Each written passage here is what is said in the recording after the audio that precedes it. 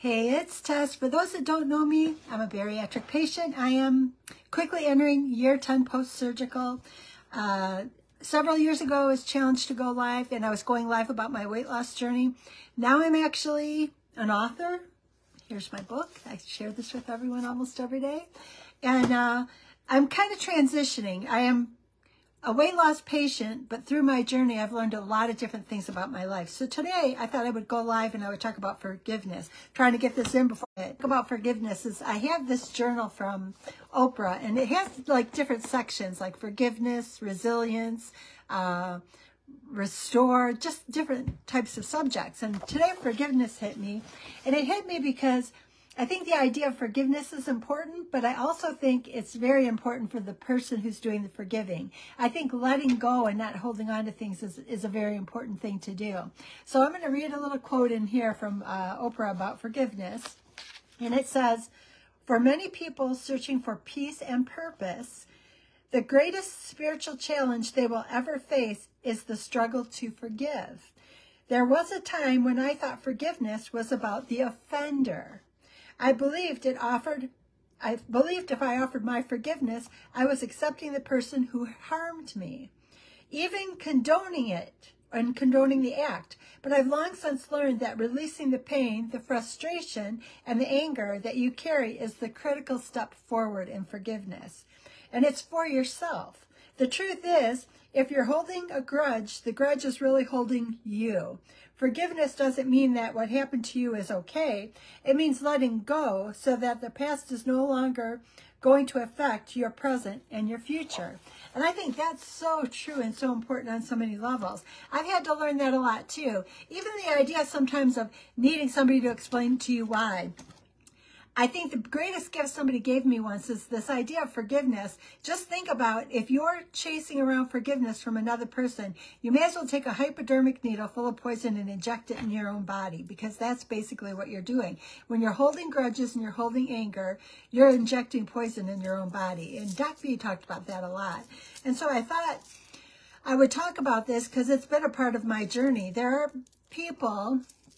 And just to kind of share, my journey is that I started at weight loss. I was at a BMI of over 60. I've worked to lose half my body weight. I've also worked to leave through the people that I met during that time of lockdown, during that pandemic time.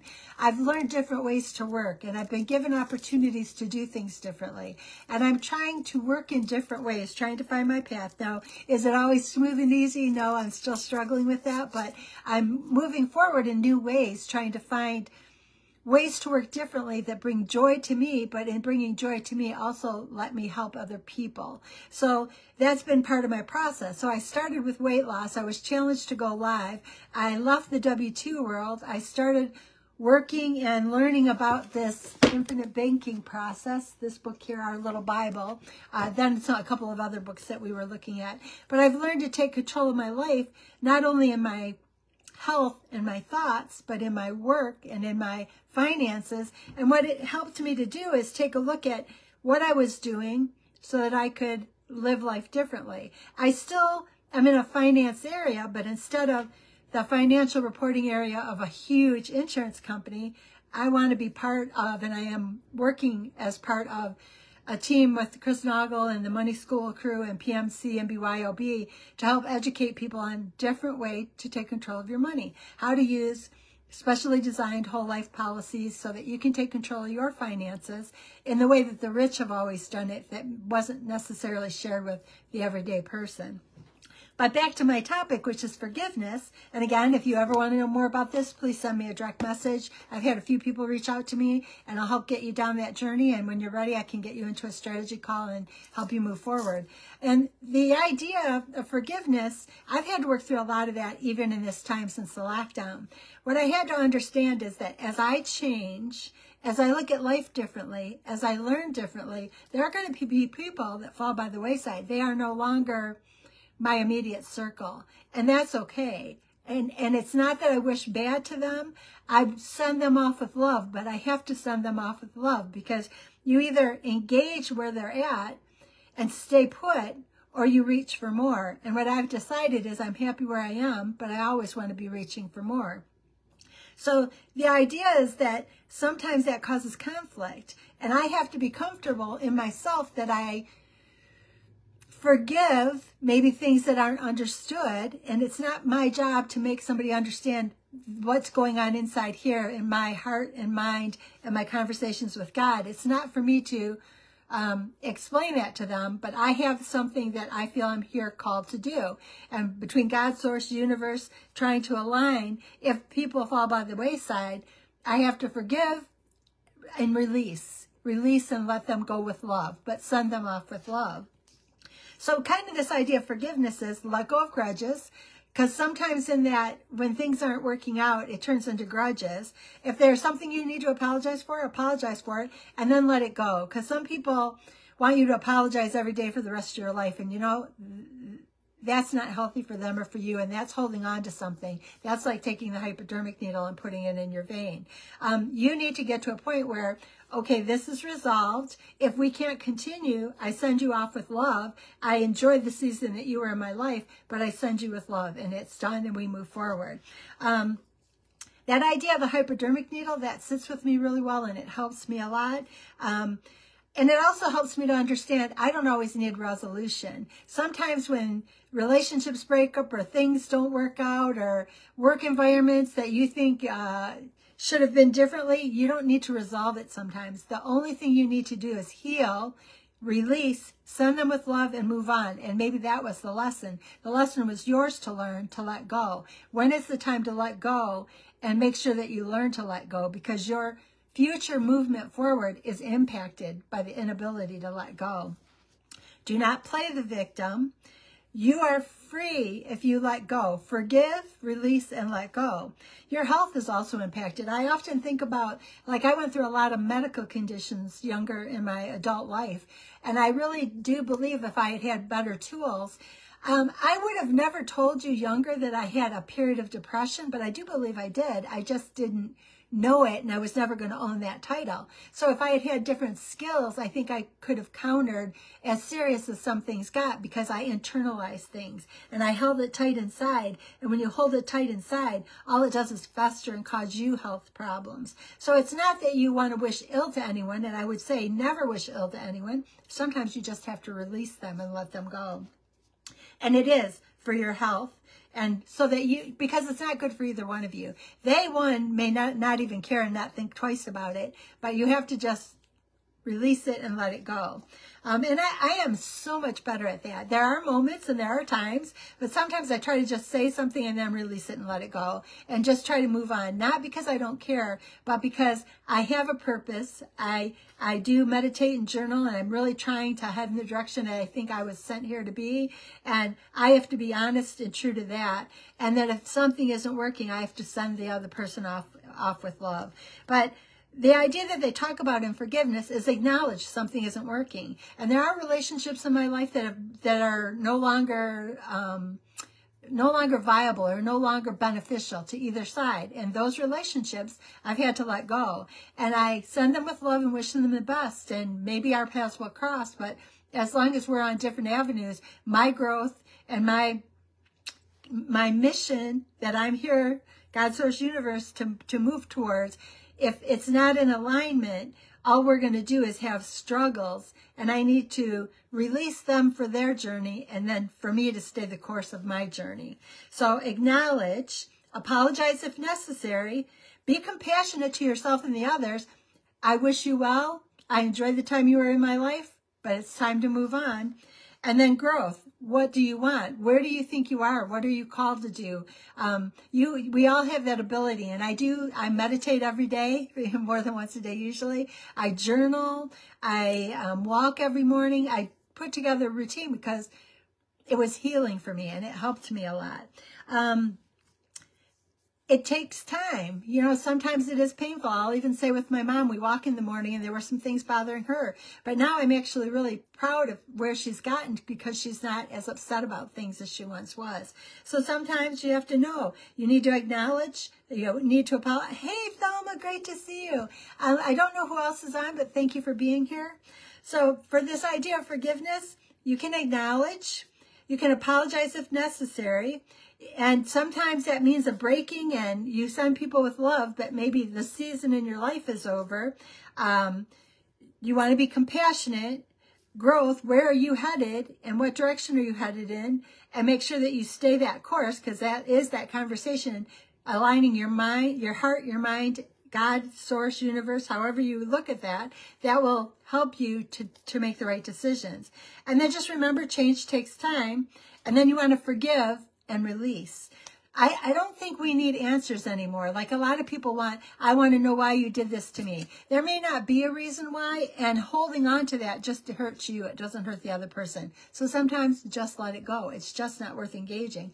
I often think that my law of attraction coach told me one time, she said, when there's a person that there's always an engagement or an argument with when you're around them, what you have to understand is, you are letting yourself fall to their level. And I'm like, well, what are you talking about? And she said, you can't engage unless you're both at the same level. And I go, I don't understand what you mean. And she said, an argument cannot happen. Like if you approach somebody and you're happy and you think you're happy, if they start something, your energy level or your mood drops down to their level, and that's when you engage. She said, test it. Next time you're in that kind of a situation and somebody goes off like that, refuse to drop your energy or your mood down to that place, because one of two things will happen. Either they'll go up to that mood place and meet you where you can have a conversation, or they'll get frustrated and walk away. And what do you think happened? Frustrated and walked away. And I'm like, you know, I'm okay with that, because I kind of think about a person at that really angry place is almost like trying to deal with a person who had one too many drinks. Good luck to you, but it isn't going to get you anywhere very quickly. So is your time valuable? Yeah. So why waste it in that arena that you're not going to win at? Just let it go and move on. And for me, that's worked better, because I don't end up coming home and stewing over and ruminating over every word that was said. I send you off with love. I hope you figure out what it is, but I can't live there. And if it means that in the future we don't spend much time together, that's okay, because our seasons have passed. Whatever reason we were supposed to come together, that happened. Let go and move on. It doesn't mean you can't be civil and nice and have a different kind of relationship, but all the relationships in our lives are lessons, and as we learn them, sometimes we have to move into the next season, or our growth gets stunted, and that's when I think we get sick and unhappy, and things just don't go the way we want them to. So remember, forgive and release, because it's a choice. It's about you. It's about keeping yourself healed or healing yourself. It's difficult at first, but it gets easier with every step. It's almost like walking every morning.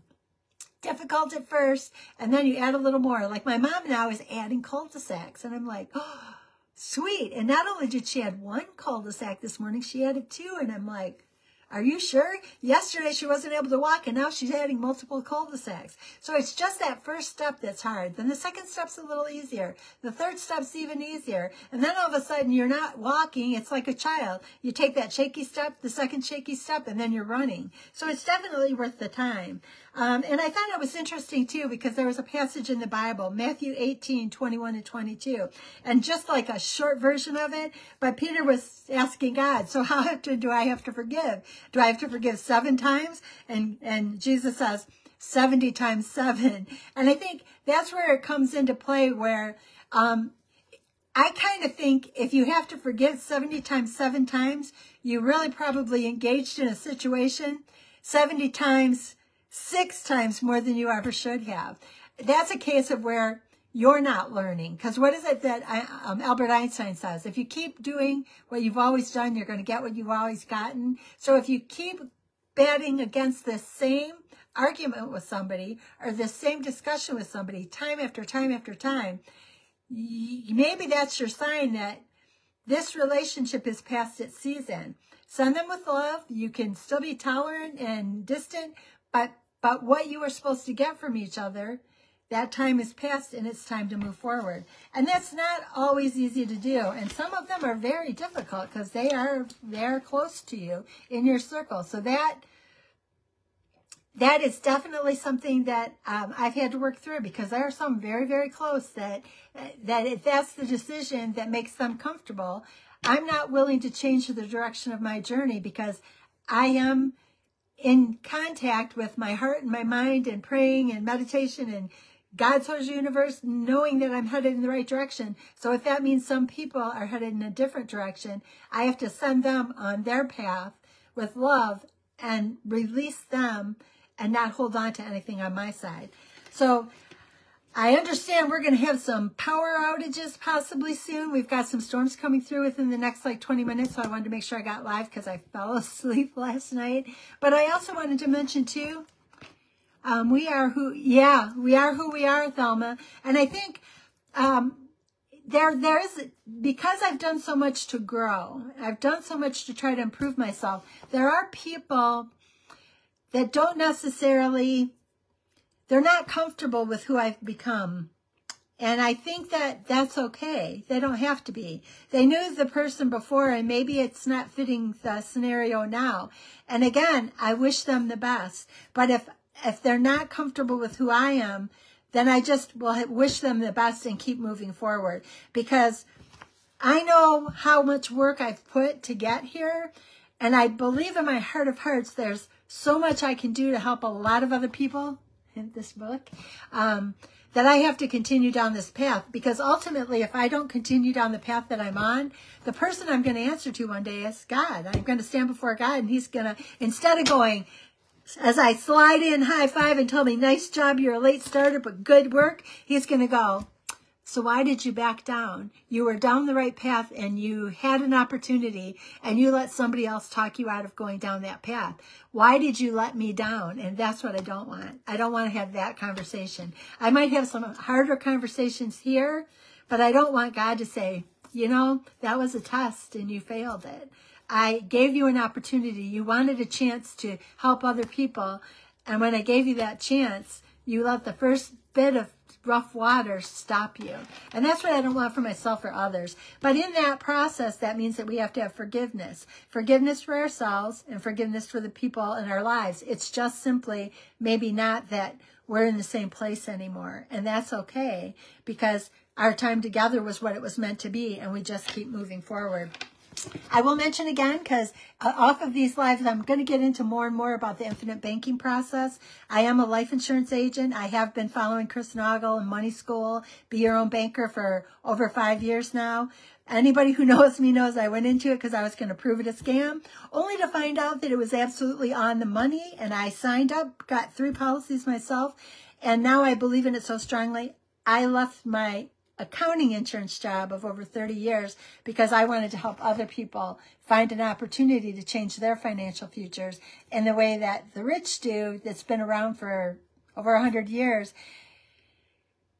I wanted to be able to help them because I felt very strongly that with my insurance background and my knowledge of the insurance industry, that it might help people who were uncertain about change. Because one of the biggest things is the greatest rewards come from the biggest changes. And I understand how difficult that is because I myself have struggled with that for most of my life. But the biggest rewards come when I really dig in and take those biggest steps. Even if it's hard, it's difficult, it's the life-changing things. If I coast, that's all I get is coasting. And like I said, I want to slide in, have God high-five me and say, nice job, you're a late starter, but well done.